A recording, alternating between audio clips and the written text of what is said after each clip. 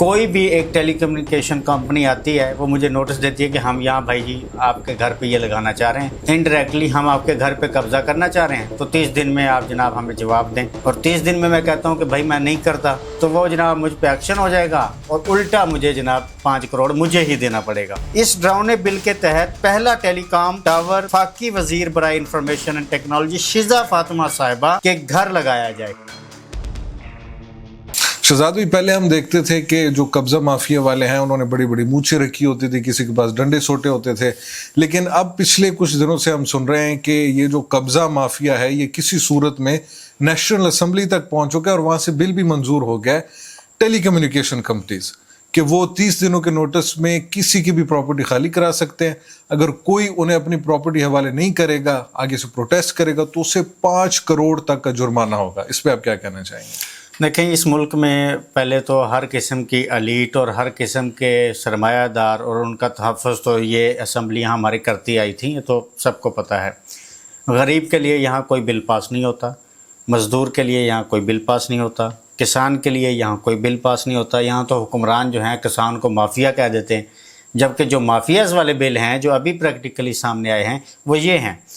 اب ایسے بل کی کوئی توقع بھی کر سکتا ہے کہ بھئی میری جائیداد ہے، میرا گھر ہے، میری دکان ہے مارکیٹ میں، کوئی بھی ایک ٹیلی کمیونیکیشن کمپنی آتی ہے وہ مجھے نوٹس دیتی ہے کہ ہم یہاں بھائی جی آپ کے گھر پہ یہ لگانا چاہ رہے ہیں، انڈائریکٹلی ہم آپ کے گھر پہ قبضہ کرنا چاہ رہے ہیں، تو 30 دن میں آپ جناب ہمیں جواب دیں، اور 30 دن میں کہتا ہوں کہ بھائی میں نہیں کرتا تو وہ جناب مجھ پہ ایکشن ہو جائے گا اور الٹا مجھے جناب 5 کروڑ مجھے ہی دینا پڑے گا۔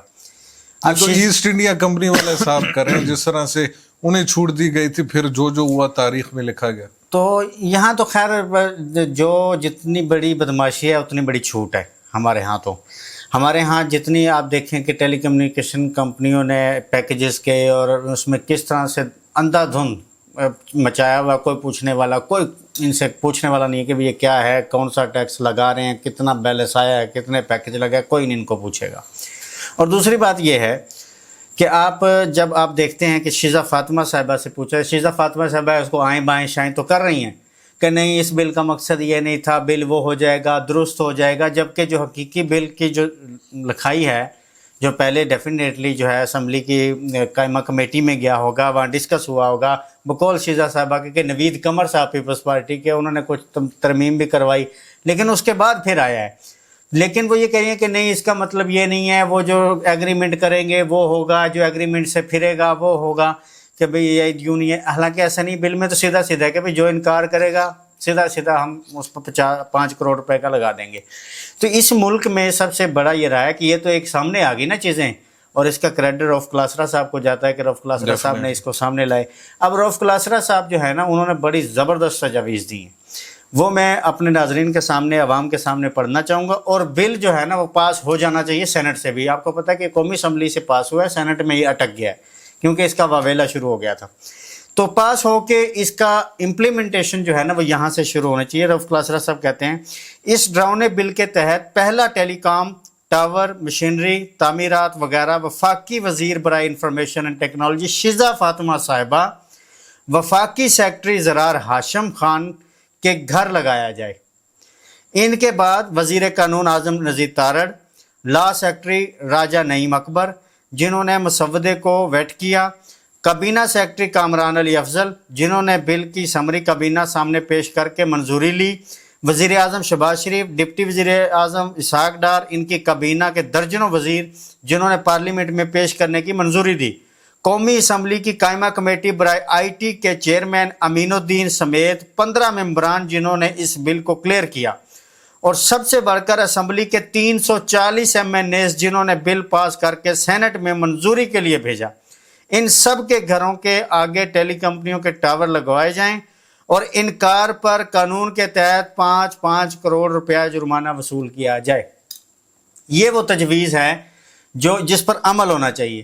سب سے پہلے انہی کے جو بہت ہمدرد بن کے، ٹیلی کمیونیکیشن کے بہت آئی ٹی کے ہمدرد بن کے، بڑے پتہ نہیں کیا کیا بن کے سامنے آ کے، اور اس طرح کے بے وقوفانہ، نالائق اور اتنے کوئی غبی قسم کے یہ ہمارے منسٹرز نالائق ہیں۔ اب یہ دیکھیں کہ اس حکومت نے کس طرح سے عوام کا جینا حرام کیا ہوا ہے. پیٹرول کی جو صورتحال ہے, گیس جس طرح مہنگی ہو چکی, اور ساری چیزیں جس بجلی طرح کے بل مہنگی ہیں, جنہوں نے بجلی پوری کے بل. کمائیاں کھا لی ہیں. اب آپ کو بھی پتہ ہے کہ آج کے دور میں کسی کے لیے بھی ایک گھر بنانا ایک لوور مڈل کلاس بندے کے لیے کتنا مشکل ہے, اس کی زندگی لگ جاتی ہے. مڈل کلاس کے لیے بھی پوری زندگی لگتی ہے. اس کے لیے کوئی سیکیورٹی نہیں ہے. کہاں گیا آئین؟ آئین کی تو یہ ذمہ داری ہوتی ہے کہ وہ آپ کی جان مال اور عزت کی حفاظت کرتا ہے. گھر کی بھی آپ کی یہ آپ کا آئین کہتا ہے کہ بھئی ریاست اس کے ذمہ دار ہے, آپ کی تعلیم کی, گھر کی, مکان کی, سب کی. لیکن ہمارا جناب ماشاءاللہ یہ بھائی جب آپ عوام سے آئے ہی نہیں ہیں, آپ کو ایک بندوبست کے ذریعے اٹھا کے چھاپ دیا گیا ہے اور آپ کو سیٹیں مل گئی ہیں. اب یہ شیزہ فاطمہ صاحب کس کی رشتہ دار ہیں؟ خواجہ آصف صاحب کی. تو ان کی رشتہ داری میں آپ کو ایک quota system, family quota system, کیونکہ یہ جمہوریت تو نہیں ہے, یہ تو فیملی پرائیویٹ لمیٹڈ چل رہا ہے دونوں طرف سے. تو اس کے تحت آپ کو کوٹا مل گیا ہے. آپ چاہے کچھ بھی ہیں, ایرے گہرے نتھو کھہ رہے ہیں, آپ کو فیملی کوٹے پہ مل گیا تو آپ جا کے کچھ بھی چھاپیں, کچھ بھی کریں, کون پوچھنے والا ہے ان سے؟ اب یہ دیکھیں کہ جو نون لیگ کی حکومت ہے, چاہے وہ فیڈرل میں ہے چاہے وہ پنجاب میں ہے, نہ انہوں نے ٹوائلٹ ٹیکس چھوڑا ہے, نہ انہوں نے گوبر ٹیکس چھوڑا ہے. پھر اوپر سے جناب علی ان کے ایم پی ایز یہ کہتے ہیں کہ جو ہمارے لیڈر ہیں نواز شریف صاحب, جو ہمارے کرنسی نوٹس ہیں ان پہ قائد اعظم کے ساتھ ان کی تصویر لگانا وہ ڈیزرو کرتے ہیں. کیا بھی ڈیزرو کرتے ہیں؟ 3 بار آپ پرائم منسٹر رہ کے اپنی سیٹ تو جیت نہیں پائے ایک خاتون سے جو کہ جیل میں بیٹھی ہیں. جمہوریت کو محترمہ کے جو محترم صاحب ہیں ملک ارشد صاحب ہیں سائی وال سے, یہ ایم پی ہیں, 2-3 بار بن چکے ہیں, اور ان کے یہ صرف اتنے کر لیں گے. یہ مصوف کے سننے میں آیا کہ مصوف کا بیٹا ایچیسن میں پڑھتا ہے, خود یہ اپنے بچوں کو یہاں پڑھاتے ہیں اور قوم کے بچوں کو بیوقوف بنانے کے لیے اس طرح کی باتیں گھڑتے ہیں. اپنے بچے کو سامنے بٹھا کے صرف کہنا کہ میری یہ تجویز ہے, آپ اس پر کیا رائے دیتے ہیں, اور اس کی پھر وہ ویڈیو بھی بنا دیں, بلکہ اس کو لائیو چلائیں تو زیادہ بہتر ہے. اگر بیٹا ہی اتفاق کر لے تو سمجھ آ جائے گی کہ نواز شریف صاحب کے کارنامے جو ہیں وہ کیا ہیں, جمہوریت کی کیا خدمات. یہ جمہوریت کی خدمت ہے نا کہ ہاری ہوئی سیٹ مبینہ طور پہ آپ ہار کے بیٹھے ہوئے ہیں, اور جناب آپ کی پارٹی کے ساتھ کیا اشر ہوا ہے, آپ کس طرح سے اپنے کیسز معاف کروا کے پروٹوکول لے کے آئے ہوئے ہیں. یہ تو آپ کے مطلب جمہوریت ہے, یہ تو آپ کی خدمات ہیں. آپ کس طرح سے جنرلوں کے, جنرل ضیاء الحق اور جنرل جیلانی اور ان کے کس طرح سے آئے ہیں وہ سب کو پتہ ہے. تو بالکل یہ لگنی چاہیے. بلکہ یہ جو موصوف ایم پی اے صاحب ہیں ان کو خراج تحسین پیش کرتے ہوئے ان کو جناب اگلا کوئی تمغہ دینا چاہیے, اور ہو سکتا ہے دے بھی دیا جائے. بالکل, کیونکہ یہاں پہ جو چاپلوس صحافی تھے, جو چاپلوس بیوروکریٹ تھے, جو چاپلوس جناب جو بھی تھا, تو ان سب کو جناب آپ نے تمغات سے نواز دیا ہے. تو اس ایم پی اے صاحب کو بھی نواز دینا چاہیے. بہت بڑھیا تجویز ہے. اب میں اگلی جو بات کر رہا تھا اس پہ نجم سیٹھی صاحب کی نا ایک بڑی زبردست ہے. وہ کہتے ہیں کہ اگر مجھے نوٹس آئے کہ چلو اپنا گھر خالی کرو, ہم یہاں ٹاور لگانا ہے, تو میں اپنی کلاشن خوف نکال کر سب کو بھون دوں گا. مجھے سب سے زیادہ غصہ شیزہ فاطمہ پر ہے. ٹیلی کام کمپنیوں سے پیسے پکڑے گئے. یہ کون کہہ رہے ہیں؟ نجم سیٹھی اس پارٹی کے اور شیزہ صاحبہ اور اس کے رشتہ دار خواجہ آصف کے بڑے ہی محترم, قائد محترم کے بڑے قریبی جو ہے نا صحافی ہیں نجم سیٹھی صاحب, یہ کوئی مخالف نہیں ہے نون لیگ کے. تو یہ جناب یہ کہہ رہے ہیں کہ انہوں نے پیسے پکڑے گئے ہیں اور یہ بل پاس کروانے کی کوشش کی گئی. یہ خاتون خواجہ آصف کی کچھ لگتی ہیں. پہلے شیزہ فاطمہ بل کا دفاع کر رہی تھی, سب بکواس. مجھے دھچکا لگا ہے کہ ایسی خاتون بھی اپنے پاس عہدے رکھتی ہیں. یہ سفارشی ہیں, انہیں فارغ کیا جائے. یعنی کہ انہوں نے استعفے کا مطالبہ کیا ہے شیزہ فاطمہ کے.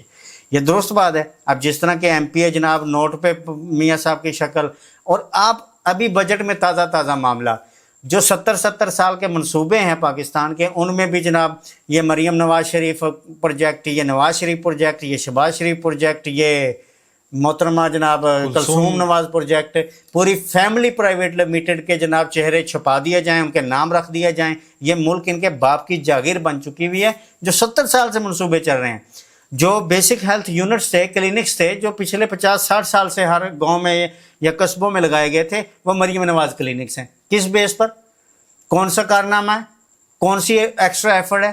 اور جو اپنی جیب سے لگا رہے ہیں, پہلے تو یہ پوچھا جائے نا کہ اپنی جیب سے کیا آپ یہ خرچ کر رہے ہیں. تو اپنی جیب سے خرچ کریں, آپ جس کا مرضی نام رکھیں, محترمہ کلثوم نواز صاحبہ کا رکھیں, نواز شریف صاحب کا رکھیں, جس کا بھی رکھیں. تو بھئی آپ نے کون سا اتنا ایکسٹرا کارنامہ ہے؟ اور جو سکینڈلز ابھی آنا شروع ہو گئے ہیں ماشاءاللہ، ابھی جو مبینہ طور پہ چیزیں خبریں سامنے آ رہی ہیں کہ کسی منسٹر کے رشتہ دار کا جناب نشے کے معاملات میں بارڈر کے قریب کچھ چھاپا پڑتا ہے تو منسٹر صاحب پہنچ رہے ہیں، تو کسی کا جناب سنا ہے مے فیئر میں کوئی اپارٹمنٹ آ رہے ہیں، تو کسی منسٹر صاحب کی کوئی معاملات چل رہے ہیں، کہیں شیزہ فاطمہ والا سکینڈل اور استعفے، تو اسکینڈل واپس ہے نا، جب یہ اس بندوبست جو ہے نا یہ کلوز ہوگا تو ان کو لگ سمجھ جائے گی، پھر شیزہ فاطمہ اور ان کے رشتہ دار جو ہیں نا ان کے گھپلے اور ان کے معاملات، کتنی شفافیت تھی کتنی نہیں تھی، کتنے کیا معاملات تھے، کتنے جمہوری تھے، وہ سب سامنے آئے گا قوم کو۔